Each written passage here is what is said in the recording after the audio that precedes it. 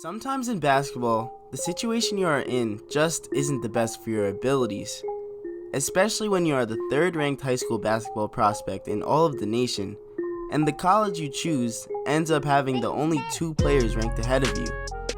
Yeah, we are speaking on Cam Reddish, the 6'8" freshman wingman who may have had an underwhelming year as a Blue Devil, but there is a reasonable explanation for it. As a college freshman who was only 19 years old, Cam had an obvious rough time adjusting to being the third option.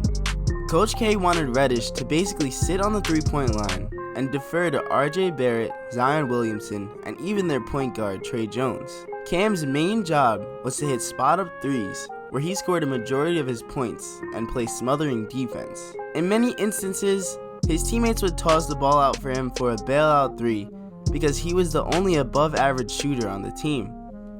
For most of his life, I can imagine it was the complete opposite. He's probably been the best player on his own team since he picked up a basketball. In high school, he played point guard, and most of his points came off the dribble, something we did not see him do much at Duke. This can help explain some of his low shooting percentages. Let's hear from some top high school players when they were asked who is the hardest person they've ever had to guard. Drew, who would you say is the hardest player you had to guard?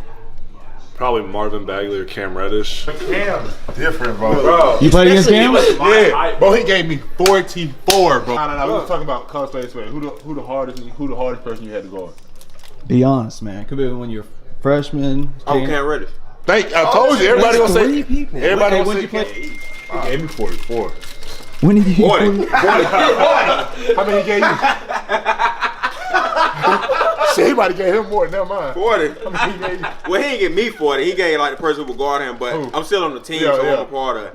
I ain't even sure what you gave her, but it was more than 44. Now, Reddish obviously has a different dimension to his game that we didn't see in college, and it may help him even more in the pros. One thing that is vital for him to have a good pro career is an organization who knows how to use him. The team that selects him has to understand the type of player he is and the type of game in which he thrives in. Reddish's potential to be a scorer and defender reminds me of a guy named Paul George. Their pre-draft measurements are very similar, with Cam having longer arms, but a shorter standing reach.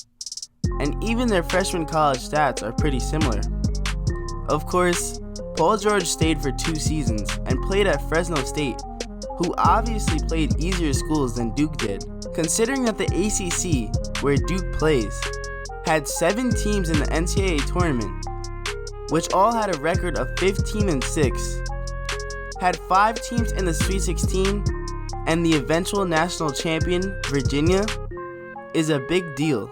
Reddish played at the highest level of college basketball, and the stage in the NBA might be even smaller for his first couple of years, considering the media frenzy that Zion caused at Duke.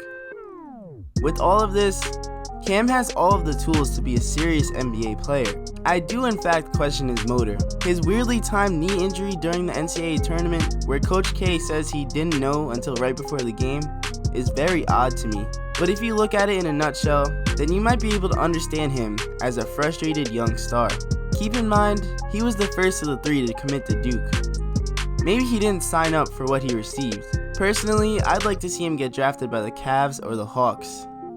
Cam is a type of player who can be drafted 5th or fall all the way to the end of the lottery.